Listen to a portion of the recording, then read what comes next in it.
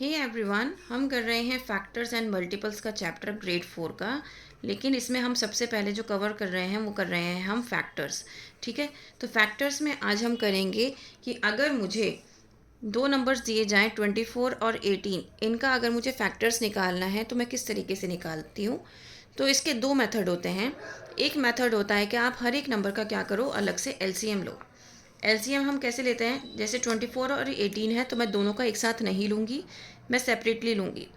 हमेशा जब हम एलसीएम लेते हैं तो हमें हमेशा स्मॉलेस्ट नंबर से स्टार्ट करना होता है।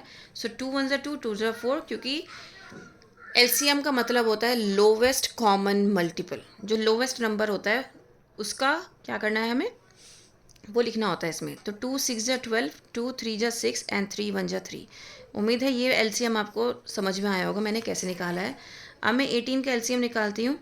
तो 2 9 ज़ा 18, 3 3 ज़ा 9 एंड 3 1 ज़ा 3। तो ये मैंने क्या किया, दोनों का एलसीएम निकाल लिया। तो अगर मैं कहूँ 24 के कौन कौन से फैक्टर हैं, तो मैं ऐसे कहूँगी 2 12 ज़ा 24, तो 2 और 12 हो गया। देन 4 6 ज़ा 24, तो 4 और 6 हो गया। देन 2 2 ज़ा 4, 2 ज़ा 8, 8 3 ज़ा, तो 8 3 ज़ा क्या हो गया 24, तो 8 और 3 भी हो गया। देन 2 2 ज़ा 4, 2 ज़ा 8, 3 ज़ा 24 टाइम्स 1, तो 24 और 1। तो ये क्या है, मेरे सारे फैक्टर्स हैं किसके, 24 के। मैंने कैसे निकाला, मैंने क्रॉस वाइज देखा कि 2 और 12 की मल्टीप्लाई करूँगी तो 24 आएगा। फिर 4 और 6 की मल्टीप्लाई करूँगी तो 24 आएगा। 8 और 3 की मल्टीप्लाई करूँगी 24 आएगा। 24 और 1 की मल्टीप्लाई करूँगी 24 आएगा। तो इस तरीके से मैंने क्या निकाले, फैक्टर्स निकाले एलसीएम के थ्रू। 18 के फैक्टर्स, 2 की 9 से मल्टीप्लाई करूँगी तो 18 आएगा। 2 3 ज़ा 6, 6 3 ज़ा 18, तो मतलब 6 और 3 क्या हो जाएंगे, 18 आएगा। 6 और 3, 2 3 ज़ा 6, 6 3 ज़ा 18, 18 1 ज़ा 18। तो ये क्या होगा, ये होगा फैक्टर्स 18 के। तो ये हो गया एक मेथड जिसमें आप सिर्फ एलसीएम निकालोगे और सारे फैक्टर्स लिख डालोगे। ठीक है। दूसरा मेथड होता है, मुझे 24 के फैक्टर्स चाहिए, तो मैं कैसे चेक करूँगी। 2 2 12 ज़ा 24, तो मैं यहाँ पे मल्टीप्लाई का साइन लगा के ऐसे बीच में एरो लाइन लगाऊंगी। 2 12 ज़ा 24। ठीक है। फिर उसके बाद मैं क्या सोचूंगी, 3 के टेबल में 24 आता है, 3 8 ज़ा 24। देन 4 के टेबल में आता है 4 6 ज़ा 24। 5 के टेबल में आता है नहीं, 6 के टेबल में आता है 6 4 ज़ा 24। 7 7 के टेबल में नहीं आता, 8 के टेबल में आता है 8 3 ज़ा 24। 9 9 के टेबल में नहीं आता। देन 10 की टेबल में नहीं आता, 11 के टेबल में नहीं आता। 12 2 ज़ा 24, और 24 1 ज़ा 24, और 1 24 ज़ा 24।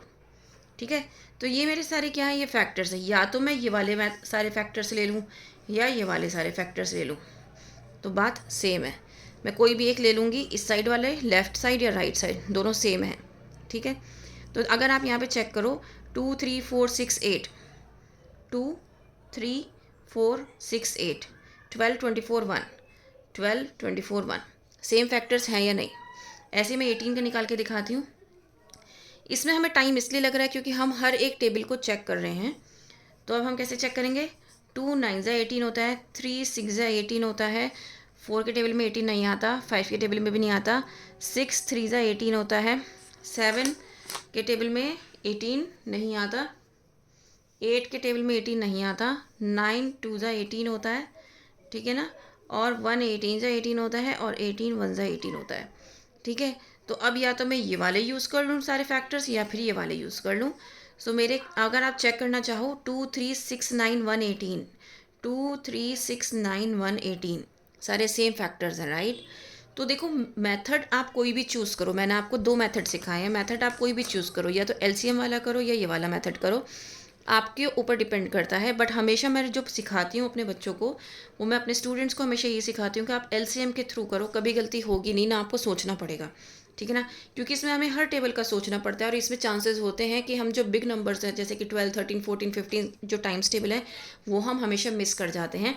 लेकिन एलसीएम में वो हम कभी भी मिस नहीं करेंगे।